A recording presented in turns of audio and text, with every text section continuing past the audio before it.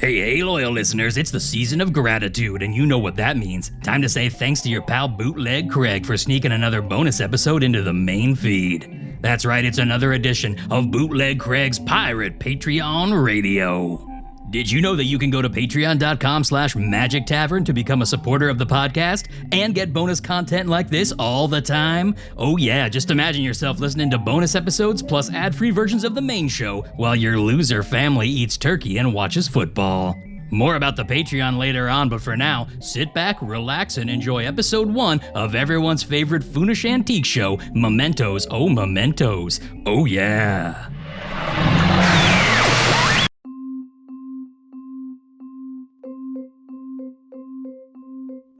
From the Shrike Valley Pikemen's Auxiliary Hall, it's Momentos, oh Momentos, a show that throughout Foon you bring your most valued keepsakes, artifacts, and tchotchkes for the review of our appraisal staff. Many fortune have been made and many a heart's broken. Will yours be the next to be declared a memento, oh memento? Here now, our lead appraiser, Dripfang LeDesparé. Greetings, everyone, and welcome to Memento, oh Memento, live from the Shrike Valley Pikemen's Auxiliary Hall. I'm here today amongst really a fucking rabble, just shambling humanity, with bags full of old shit from their barns, garages, basements, recently deceased loved ones' domiciles, and a lot of people that are obviously straight up hoarders that are hoping that we want to buy old diapers and beer cans. Today we'll be seeing what they have to bring us and see if any of this shit is worth even spitting on. And I, of course, can't do it all myself, and I won't do it all myself, because that sounds like a lot of work, and fuck that shit. I'm here with my lead appraisers. Why don't you introduce yourselves now? Because I don't want to talk anymore. Thank you, Dripfang. Oh my god. It is I, the Antiquarian, once a librarian at the Library of Marindanth, exiled due to my insatiable lust for forbidden knowledge. I now will examine, peer into, and otherwise handle your keepsakes to determine whether there is value or whether all is valueless before the void. Thanks, Antiquarian. Anything you're hoping to see today? I'm really hoping there might be some Barbathian miniatures. There are a lot of them still around. And, of course, fingeroonish macaroons. One item that was made a lot of the miniature version, and another a perishable that, if it survived, would be a real kick in the dick to nature. And now, up top of the Antiquarian, we have another appraiser whose name I forgot. Please introduce yourself. Hi, my name is John Ogre, and I'm an ogre, and I've been appraising for over 30 years now. I specialize in ogre sports memorabilia, fine jewels, ogre paintings, and I mean, if you have some stuff that's not ogre related too, I can probably look at some of that too and tell you what it's worth. Really jazzed to be here. Same question that I asked the Antiquarian, John Ogre. Anything you've got your big fucking ogre fingers crossed that you see here today? Yeah, I'm really hoping I see a jersey from one of the Ogre World Series. Very rare. I saw somebody carrying a satchel back there that sort of had the same shape as an Ogre jersey. So, I don't know. I'm really hoping that one of those shows up. You know, that World Series, we only had one. Because then we just all killed each other. So, yeah, there's one World Series, and I'm really hoping to see a jersey from that. Fingers crossed again for a jersey from a legendarily bloody and one-off sporting event. I'd say if you're expecting anything of value, that's a real heave. Because again, looking at these people, it's a lot of chambray shirts and Zubas, and God help us if that's any indication of what they're gonna shuffle off to Buffalo for. Well, the time is ticking away. We better look at this old crap. Here we have our first item. Go ahead and step up, bring it to the table, and tell us what you got. Yes, hello. Hi. Hello. This is a necklace. It was found on me when I was a baby. I was found left at the doorstep of a kindly farmer's thatch hut with only this necklace. And you can see there are markings here, but I cannot read them. There are few in my village who can read, and they recognize the markings not.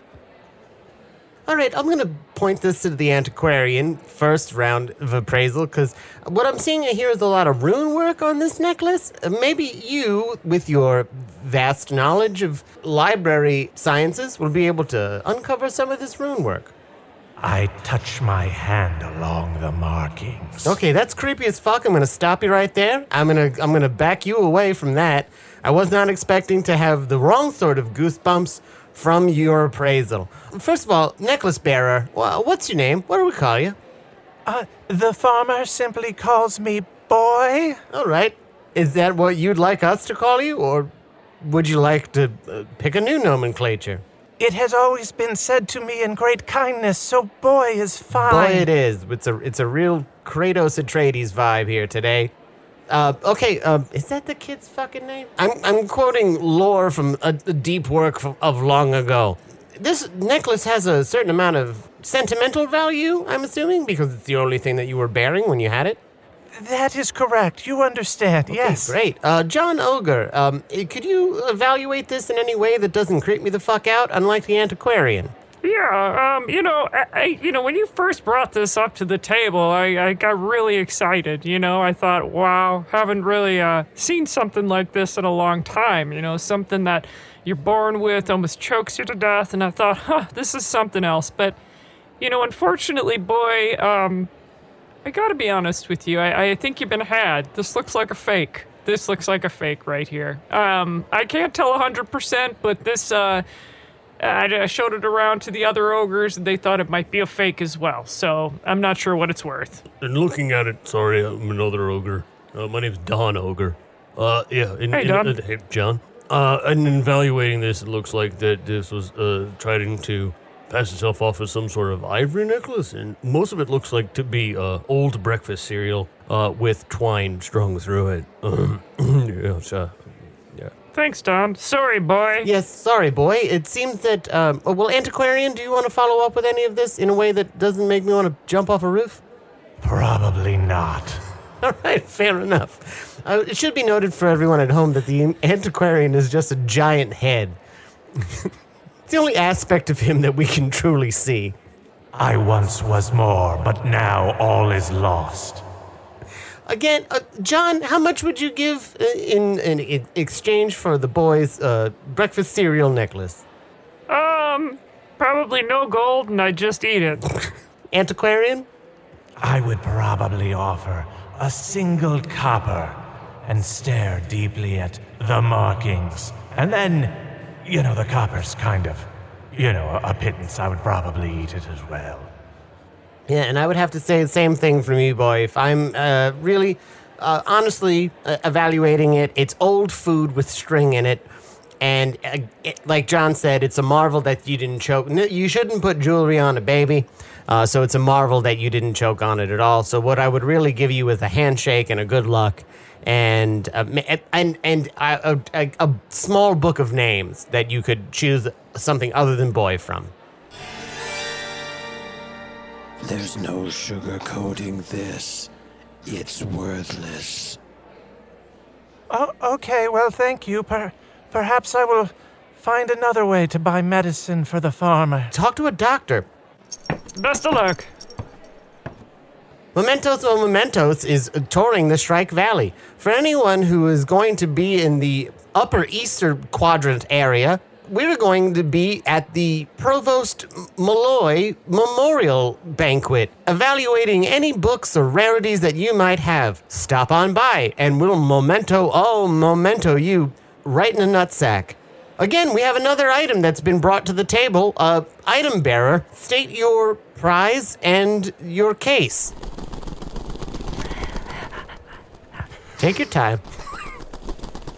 I'm sorry, I'm very shy. Oh, no, it's okay. No, there's a giant head, an ogre, and a very handsome necromancer looking at you right now. So there's a lot of pressure. Hi, my name's Suzanne, and I'm a fairy. Hello, Suzanne. Hello. Hello, Suzanne. Good grief, Charlie Brown, whoever that is. And I have this old painting here. It looks like a bunch of, fairies that might have been in my family at play, and I guess I'm just looking for an explanation, or if anybody knows anything about the history of this. It's been in my family for a lot of fairy years. Do you mind if I stab this real quick to make sure it's not a Carfoon that's here to kill me? Okay. All right, it's not a Carfoon. It is, in fact, authentic artwork. And we'll start the evaluation again with the Antiquarian. This is a very interesting image.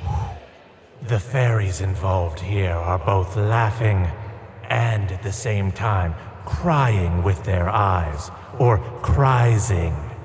It's quite rare to see work of this delicacy. I suspect that these fairies here are involved in a plot to perhaps murder another fairy queen, or, a fairy duchess. Usually gatherings under the gibbous moon like this, as you can see in the upper quadrant, are for ill deeds. Yeah, Suzanne, were your family known to be involved in any bloody plots against various royalty of the fairy court or nobility at all at this particular time? Well, strangely enough, there was a story that one of my fairy grandmothers used to tell me about just that. So this could be part of our story. Yeah, that's true. Sure. By the technique that's used in the painting that I'm noticing right now, it seems to be of a late modern era amongst the fairy folk. The artwork is showing that it has some classical elements, but that the depiction of the faces in the crising is a response. It was what fairy artists were using at the time as like a response to the classical, more realistic artwork that was being done of fairies. So this would put it around, I would probably say 300 to 350 years ago. Was your family around 300, 350 years ago? Yeah, I believe we were one of the later fairy families, but yeah, that sounds about right. Wow, this is really tracking. I'm really interested in this. Okay, yeah, and this frame seems to be just spun sugar. John, could you confirm, does this look like spun sugar to you? Let me guess, if it's okay, I'm gonna take a little bite out of this, if you don't mind. Just let him bite the painting that you Yeah, have. that's fine, okay.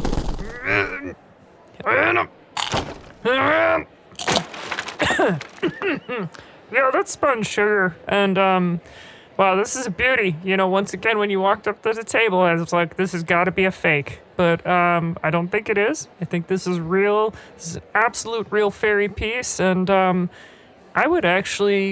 value this at 5 gold piece.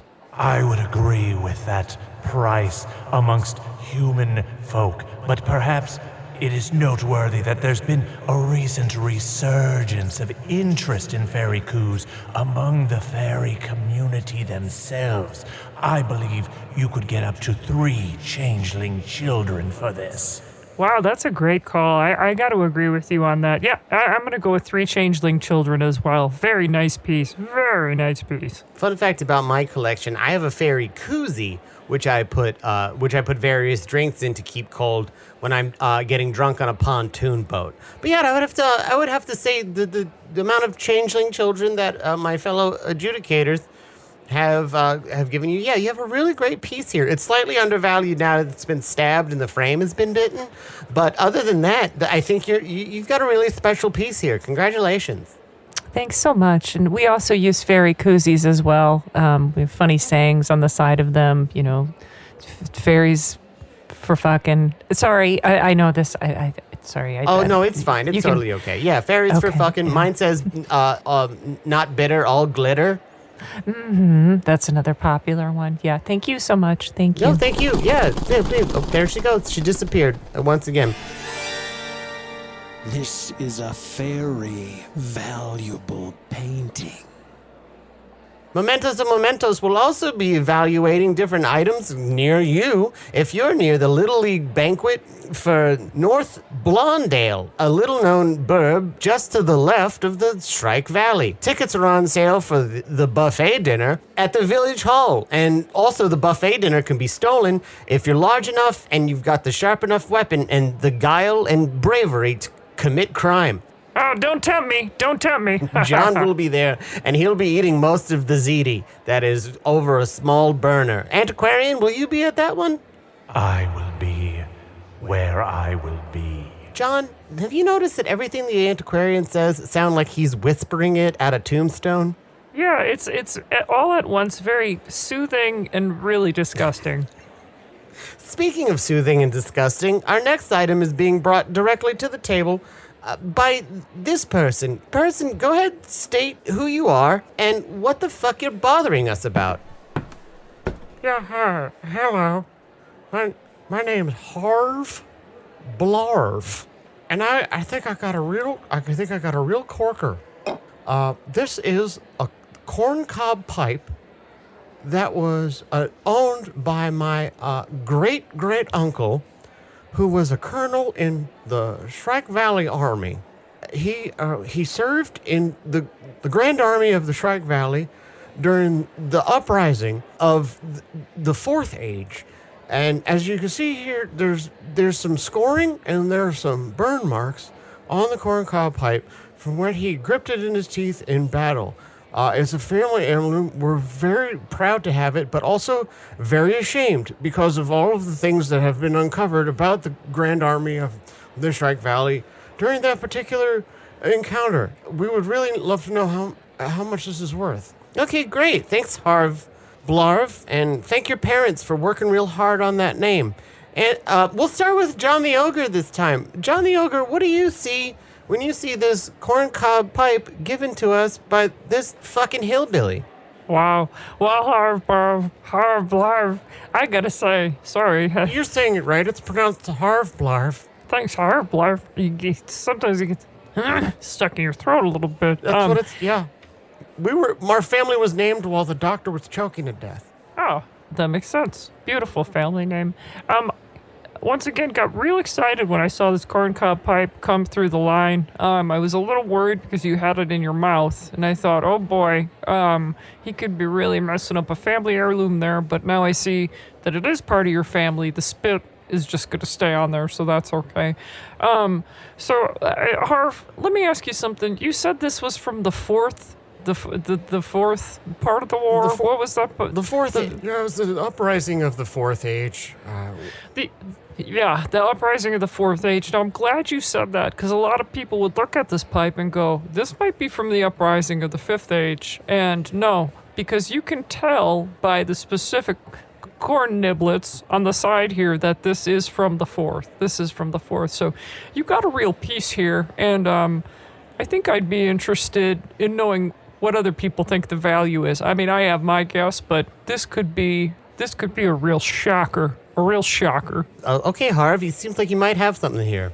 The Antiquarian, go ahead and query all over this one. The uprising of the Fourth Age was truly one of blood. Blood of the men, blood of the goblin folk, blood of the fae, blood of the brownie. All was soaked in blood, which would explain some of the coloration here, kind of from the stem to the tip. Now, let me ask Harv Blarve. That's me. When you smoke this pipe, when you go to sleep, do you dream of war? Do you dream of being a soldier, wallowing in muck, panicked, afraid, in pain, shoving your blade left and right, the screams of your enemies reverberating inches from your face? Yeah. Yep. Yeah. We see that a lot with these pipes. So that is another sign of the authenticity. Oh, wow, amazing. So, round table, real quick, rapid fire. What would you give Harv Blarve in exchange for this corncob pipe from his great uncle from the Fourth Age, the Uprising? I think Harv would have a hard time selling this item because it is no doubt tied to his own family's blood. Were you to trade it for some coin, you would soon become obsessed with retrieving it. You would return to whomever you had traded it to and demand it back. And if they refused, more blood would be added to its patina. Johnny Ogre? Yeah, I got to agree with the Antiquarian. This is a nasty piece, and I don't think you'd want to trade it for any gold. You better keep it in the family, unless you want even worse nightmares. So, great piece. Keep it in the family. Really glad you brought it by today. Thanks a lot. Yes, Harv, thank you so much. Keep that in the family. If you can, to protect yourself, try to bury it deep under something sacred. And if a tree were to bloom from that site, do not eat of the fruit that it bears, unless that's the type of thing where you want to turn into something horrible. Unless you seek more and stranger dreams yet. Yeah, that's true. Okay, thank you, everybody. Yeah, I'm going to do. Okay, thank you so much. This pipe went from cursed to first.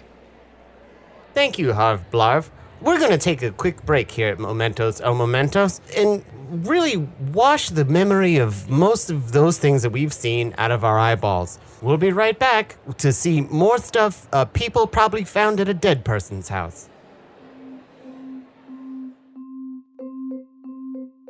Welcome back to Momentos, Momentos. Quick programming note, stop bringing us fucking enchanted mirrors. Every fifth fucking person that comes up to us at one of these meets is giving us a mirror that tells us our future, or who the truly most beautiful person in some manner is, or gives us some secret about our families. And honestly, we've oversaturated the market with these enchanted mirrors. If you have an enchanted mirror and you're in line to meet us at any event, go fuck yourself. And now, for more items. After the break, we always open with a rapid fire section where we get a bunch of ill-dressed weirdos to come up to us and real quick show us the things that they hope will save their family from financial ruin. First up, this person. I brought this dragon's tooth, and I have been told that I can trade it for any number of other dragon's teeth or 3 wyvern teeth. Yep, I would say looking at that, that's worth at least 1 wyvern tooth, or not a tooth, a tith, which is different, or the scale of a chimera. John? Yeah, that seems about right. That math is real good on that. Let me put it in between my teeth for a second to see if I can crack it. That's a dragon's tooth. Yeah, that's it, yeah. Congratulations, you got a dragon's tooth. Market is really flooded these days. I'm not sure this is worth much at all. Next person. Again, before we get to the next person, we're full up on enchanted mirrors. We're full up on beanie babies. Don't bring us out of any fucking beanie babies anymore. If it's something small in the shape of a child animal and you've stuffed it with beans, we've already fucking seen it. And also dragon's teeth, that's probably the last guy. Okay, next one up. Come on over. Hi, I'm a ladybug and this is a sword. Let me ask you something. This sword all gold? This is an all gold sword? Yep, I just happened to find it. This sword is super valuable. I can hardly hold it up. It's impressive you can lift it at all. May I ask the provenance? You say you just found it. Talk more on that. Well, I was flying. It was springtime. I was trying to find a mate, and I mistook some shine stuff on the ground for another bug, and I found this sword, and I've just been holding on to it ever since. And just so everybody knows, you're a ladybug. Mm-hmm. And even a full-sized adult ladybug, you are ladybug-sized. This is not an enlarged or otherwise abnormally enlarged lady. This is a just straight-up ladybug holding a full-size golden sword. Now you see me, now you don't.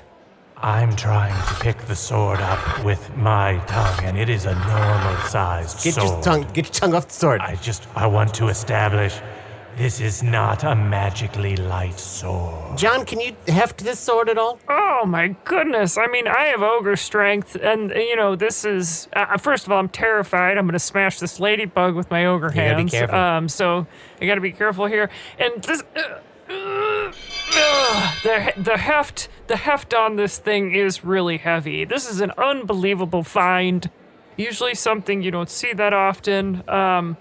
I'm going to say it's worth all the gold that's in the sword. Yep, I'm going to try to lift it now as well. And gripping the hilt, my entire hand burns and it's electric shock through my very body, which shows that it's also enchanted against evil. So I say this is worth a castle or the weight of the gold that it is currently. So again, you can just trade this for the value of currency for the gold that it is already made of. I want to agree with both of my co-appraisers here. I can add some notes about the scroll work around the hill. Rapid fire. But honestly, I am much more interested in this ladybug. Run away. Get out of here, ladybug. Gotta go! And she flies away with her tiny wings carrying a full-size enchanted sword. All right, last one for the rapid fire. Come on up, fucko. Hi, my name's... Don't give a shit. Okay, great. I've got a Jicky Jantle rookie card. A what? Oh. It's a Jicky Jantle rookie card. It's from his inaugural season in Mittens, when he was voted to be Rookie of the Eon and also won the Smatting title. It's as you can see here, it's in a case, and it is also in mint condition, meaning I've also encased it completely in the herb known as mint. Oh, wow. This seems like a John the Ogre special. I'm beside myself here. I'm sweating out ogre juice over this one. This is just unbelievable. Smells like butter. Yeah, take a lick. Oh, wow. This is a real card. This is it. This is real. But I gotta say, encasing it in mint was not a good idea. Oh no. Oh no. Yeah, encasing it in mint is gonna lower the value. Well, you've actually taken away all the value. The encasing it in mint is just gonna turn it into a big piece of chew flap to put under your tongue. So if you're looking to kiss your lady friend, then you got a good piece here, but boy, you really screwed the El Pooch on this one, Brohame. Oh boy. Oh man. You really went literal with mint condition, and it seems like that was not the move. Antiquarian, your thoughts? I'll just note that this seems to still include the gum, which normally would vastly increase the value. But the gum that was included with these cards was peppermint, and the mint you have encased it in is spearmint, and clashing mints are the worst. Yep, that's a good call. I didn't notice that at first. I was too horrified by the folks' paths here. Oh, jeez. Yeah, it seems like you're really addicted on this one. So we're just gonna go ahead and say, I would say this isn't worth whatever the fuck it's printed on. You've minted it up to shit. What I would just do is grind this into a paste and brush your teeth. Good luck in life. Usually, I'm a pretty cool ogre, but good luck in life, you fuckstick. I can't believe it. Nope, bye. You had your chance. So that was it. That's the rapid fire of Momentos, oh Momentos. Reminding this, and of course this part is brought to you by the Jelena Rubinstein Foundation. Are you a gelatinous cube with extra money left over? Then you can donate to this, Public Works of the Strike Valley. We bring you all of the very best. And of course, listeners like you. Now that that's out of the way, more items in the offing. But first, a little bit about our adjudicators. John the Ogre, what brought you to looking at old stuff and telling people what it's worth? Well, I wasn't really good at anything else, I would smash pumpkins with my hands in the fall. I would scare children. I wasn't good. I really just wasn't good at either of those things. And really, people think ogres can do a lot of stuff, but really those are the top two job prospects for ogres. So I wanted a little bit of something more for myself. So that's how I came to appraisal. Got real smart on a bunch of this trash, and here I am. Antiquarian, before you were a giant, barely corporeal head, what did you do? And what brought you to evaluating items and their worth? I began as a humble librarian. Oh, right. In the library of Merendanth. My fellows would often joke that my head was always in a book. But as eons passed, and as my thirst for knowledge grew deeper and deeper, the rest of me but faded away. Eventually, the head librarian bid me leave because he wasn't into my vibe. It's a big thing of this age is the general vibe of things, which is weird for me to hear because I was raised during an age where if certain people of a certain age said the word vibe, they were trying to sell you drugs. I also was selling drugs in the stacks. Okay, well then there you go. All right, well, I mean, everyone has to have a side hustle.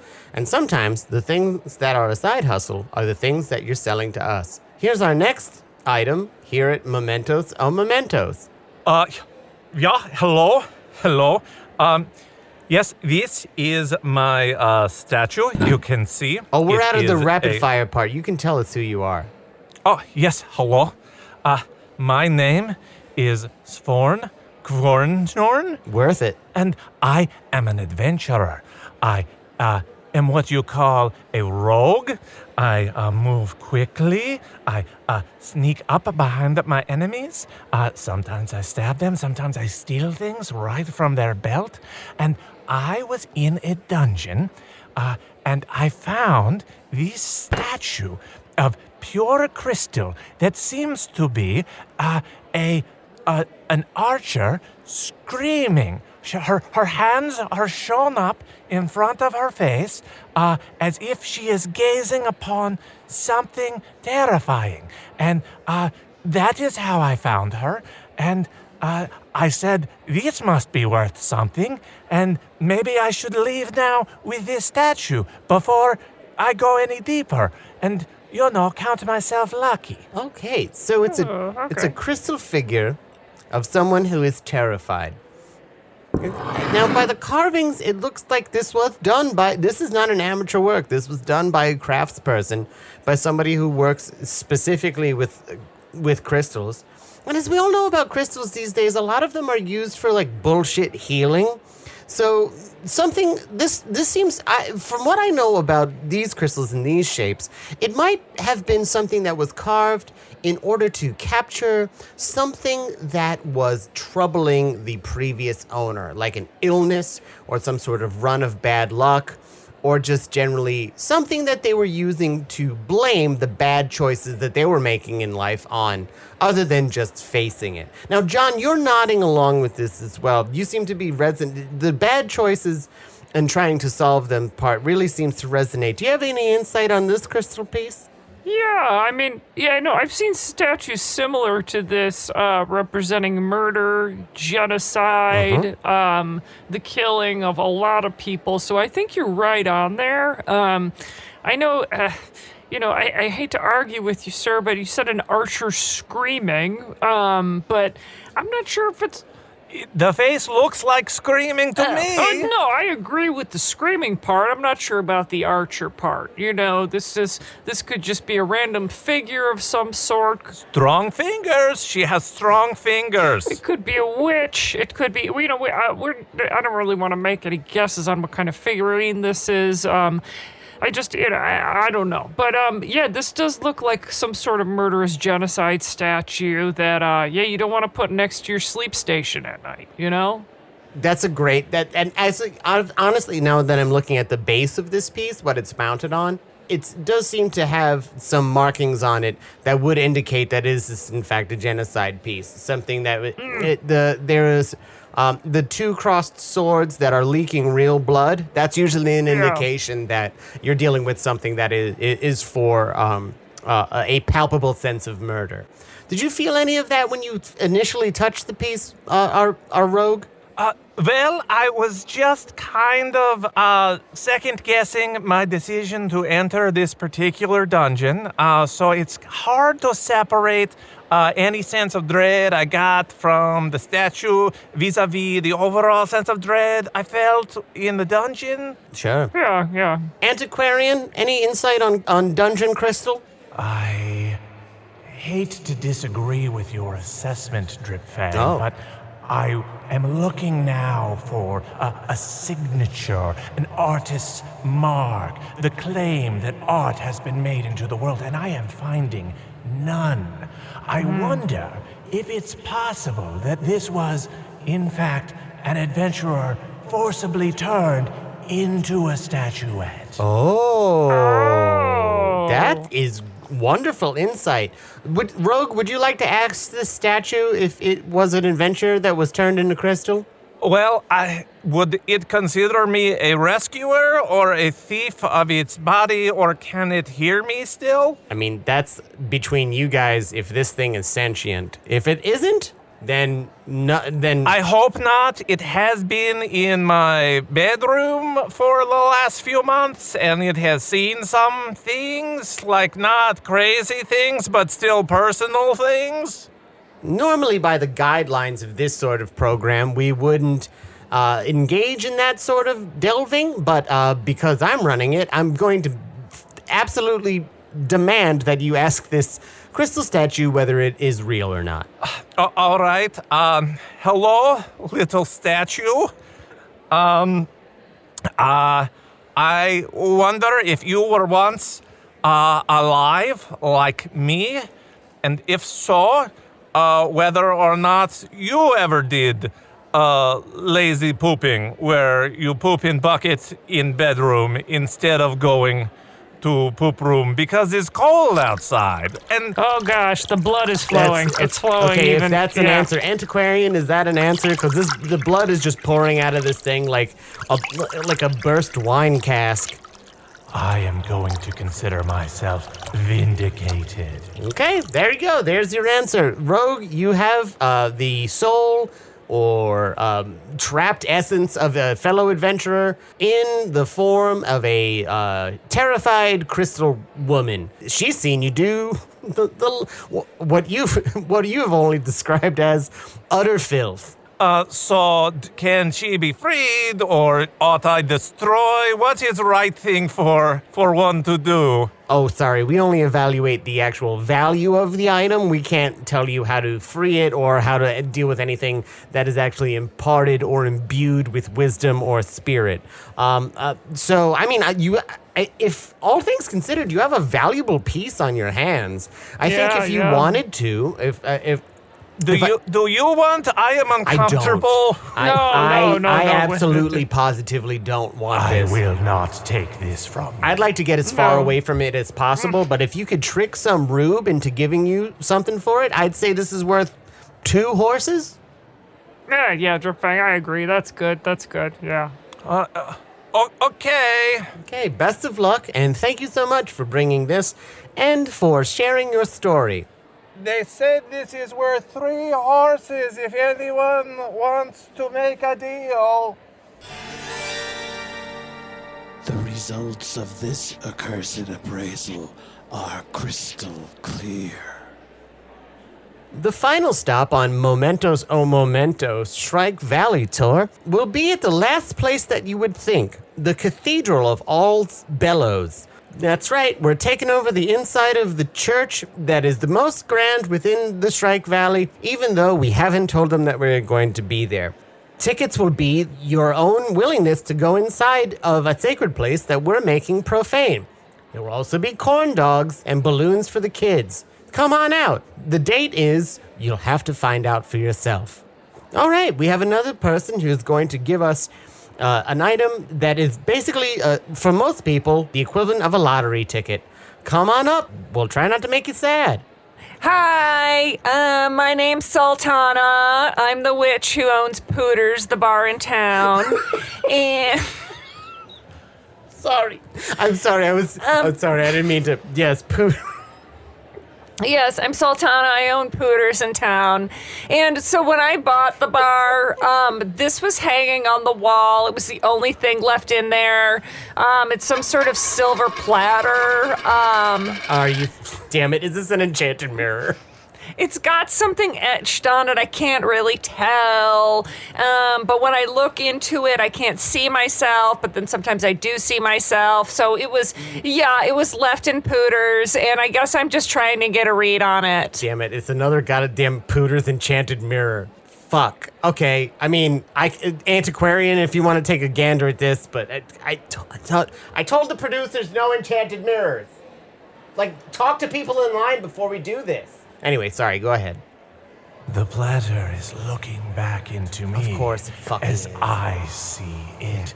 It sees me. Oh, And I didn't know my hair was looking this good today. Okay, I mean, it's enchanted. It could just be showing you what you want to say. Okay, fine. John the Ogre, any thoughts on this mysterious pooter platter? I mean, Dripfang, I look into it. I see a handsome young ogre, not the older, more brownish, greenish gentleman that I am today. So I'm going to have to say this is an enchanted mirror, and it's not worth much. You see these pretty much everywhere. Sorry, Sultanna. Yeah, Sultanna, I'm not even going to look into it because I already know, based on the markings and from the reactions of my fellow adjudicators, that what I look into, I'm going to see an idealized version of myself, maybe from when I was happiest, or when I thought a point in my life there was maybe an option to make a different choice, to be a different person, where I would have been happier. And I'm just, again, I've seen so many of these that it kind of makes me want to vomit. So I'm going to say this is worth... I still have a neck in this one. Okay, yeah. So this doesn't have a definite value. The only thing that you can ascribe value to is who's buying it. Because if you find somebody who really needs to see themselves at a point where they look better, they might be willing to pay a king's ransom, a queen's ransom, a sovereign's ransom. But if you take it into any other outlet, they probably are going to throw you out before you even get to bring it to the counter. Does that make sense? Yeah, wow, that really makes a lot of sense. I think I'm probably just going to keep it hanging in Pooters. It's a really fun, talking point. People like to look into it and stuff. So, yeah, I thought this is what I had, but I think it's just going to become a Pooters centerpiece. That sounds like the right place for it. Antiquarian, if you have any other... Or John the Ogre, sorry, I'm opening this up if anybody has any final thoughts on this. Another goddamn enchanted mirror. I think it's smart, Sultanna. This is a nice piece for Pooters, and I'll see you next week for 99-cent pigeon toes. I will accompany. Well, that'll do it for this edition of Momentos, oh Momentos. We want to thank our sponsors, which are, of course, the Jelena Rubinstein Foundation and Gelatinous Cube, which has left us their estate in order to fund our programming. Listeners like you, and, oh, look at that, Pooters! Pooters has also sponsored this episode of Momentos and Momentos, reminding everyone for 99-cent pigeon toes and trivia night, where all the trivia will be about things that you see in the enchanted mirror. Final thoughts from our esteemed panel of evaluators. That was really great to see all the wares that came out today. Looking forward to, seeing everybody in those different spots you mentioned before. I really wanted a Fingeroonian macaroon today. Yes, of all the food-based items that we saw, none of them were a Fingeroonian macaroon. They are all I crave. I know that some must yet exist on food. Stay tuned for our next program, Travel Talk with Sick Reeves, where he'll be guiding us through the different parts of Foon that tourists go to bother people. I'm Dripfang LeDesparé, and I didn't find anything that I wanted to steal, which is kind of the whole reason I took this gig, and it's kind of pissing me off. So, Pooters, you guys want to go to Pooters? We're going to hit Pooters? Let's get a Pooters. Yeah. Pooters. That ladybug almost hit me. Sorry, flying by, it almost hit me with that sword. Okay, we'll hit Pooters. So long, everybody, and support public broadcasting.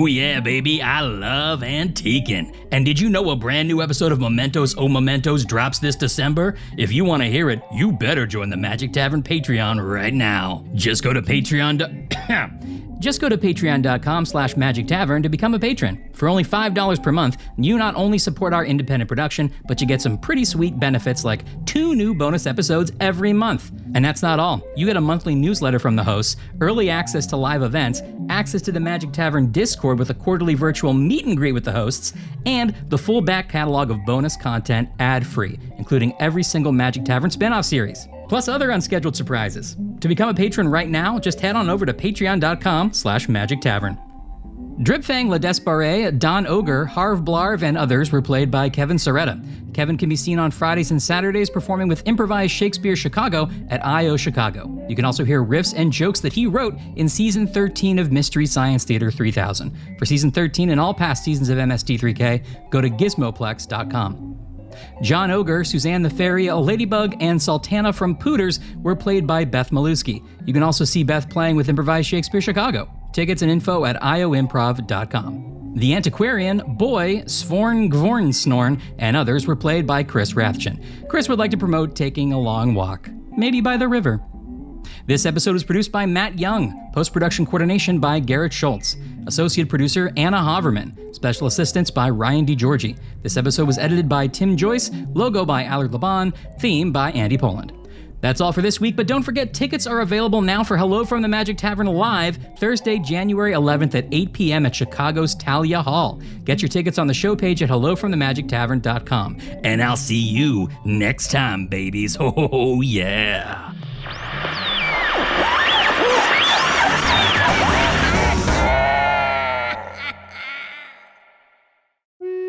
Hey, thank you for listening to Hello from the Magic Tavern. A great way to support the podcast is to join our Patreon. You'll get ad-free versions of our entire back catalog, including all the Magic Tavern spin-offs like Offices and Bosses, I Am Spin Tax, Shadow Sit, there are a lot of them. There are 2 new exclusive bonus episodes every month, Discord, all kinds of stuff. To get more information, go to patreon.com/Magic Tavern. That's patreon.com/Magic Tavern.